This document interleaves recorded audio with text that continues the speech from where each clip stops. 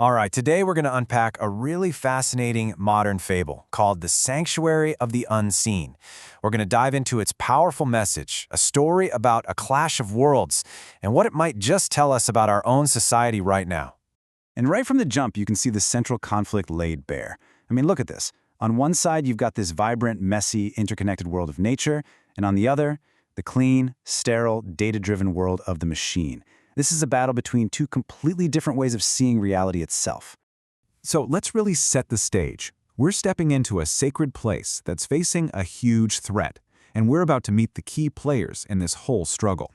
First up, meet Silas and Alara. Now, these two are the guardians of what's called the Emerald Valley. It's described as a living, breathing sanctuary. And their role, it's not ownership, it's stewardship.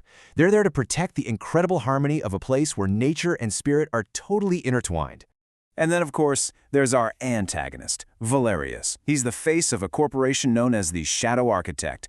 And what's so telling here is his perspective. He looks at this sacred grove and doesn't see a sanctuary. No, he sees a biological vault, an untapped resource just waiting to be analyzed, extracted, and, you guessed it, monetized. So this brings us to the core strategy of the Shadow Architect. See, they don't just want to bulldoze the forest. Their plan is way more subtle, and honestly, maybe a lot more dangerous. They want to sell the sacred itself. And this just perfectly sums up their whole method. They call it pay-per-view shamanism. Can you even imagine that? The deep, personal, profound journey of a spiritual vision, digitized, packaged, and streamed right into your brain for a subscription fee. It is the ultimate commodification of our inner world. This quote, wow, it gets right to the heart of the hollow promise they're selling. The corporation offers this shortcut to enlightenment, right? But it's one that completely removes all the struggle, the patience, the connection to the earth, the dirt, as they say. It's just a clean, simple transaction for something that's meant to be a deep, messy, personal relationship. And it's not just experiences they're after. Check this out. They use tech like these pollinator bots to harvest sacred plants. They can synthesize the chemicals, sure, but they totally miss the context, the history, the spirit of the medicine. It's like photocopying a masterpiece painting. You get the image, but you lose all the texture, the soul, the original genius. And their playbook is just relentless. They're building these Lumina hubs, patenting the very DNA of sacred plants, offering these slick partnership agreements. They're trying to colonize the sacred from absolutely every angle they can think of. So, how in the world do you fight a system that wants to own and measure everything? Well, let's get into the resistance, because this is where things get really clever. Their power lies in what the corporation literally cannot see, cannot measure, and cannot record. This is Alara's core teaching, and it's basically the entire philosophical foundation of their resistance. She completely reframes the debate. This isn't about a product. It's about a relationship, one that requires direct, physical, personal participation. You can't just outsource that kind of connection. This chart just lays it out so perfectly, doesn't it? On one side, you have relationship, reciprocity, community, participation. On the other, it's all transaction, extraction, commodity, consumption. And you know, this isn't just a conflict in a story. It's a tension that so many of us feel in our own world every single day. So how do they actually do it? How do they put this philosophy into practice? By creating what they call an architecture of the unseen. They keep their wisdom decentralized. They pass traditions down orally, person to person, instead of recording them. They only share entrusted circles. And, this is the big one, they absolutely refuse to sell or patent it. They make their culture intangible, unbuyable. And this right here, this is the moment of truth. Valerius offers them a mountain of digital gold, a partnership agreement that promises everything. And they turn their backs. They walk away.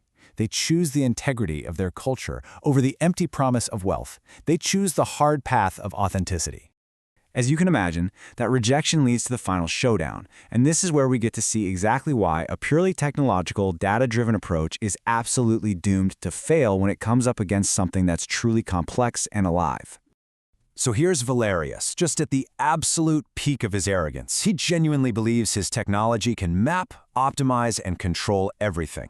He's plugged into his own system, totally convinced of his power to bend reality to fit his spreadsheets. And then, this happens. The whole system crashes.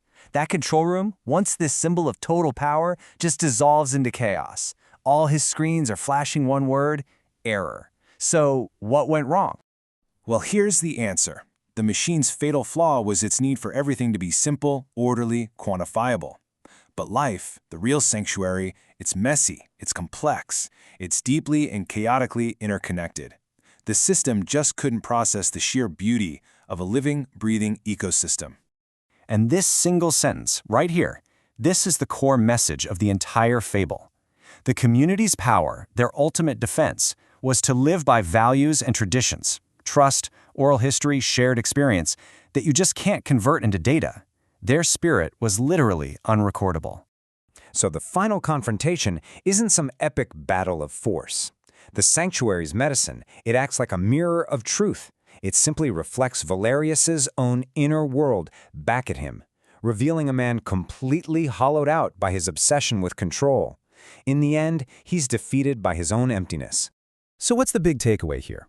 What does this story mean for us, right here, right now? Let's try to bring these lessons out of the fable and into our actual lives. The story ends with this powerful image of nature just reclaiming the broken technology. And the community, because they held true to their principles, they walk free into a new dawn. It's this beautiful picture of resilience, a reminder that what is authentic and community-based might just outlast what's synthetic and extractive. So, if we boil it all down, the crucial points are these. First, true value often lies in the very things we can't measure.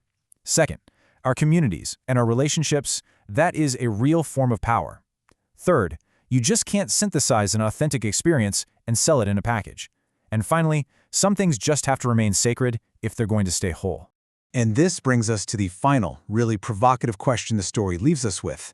If the machine cannot steal what it cannot record, it forces us to ask, what parts of my own life, my own culture, my own spirit, what parts are worth protecting from being measured, packaged, and sold? What for you is worth keeping unseen?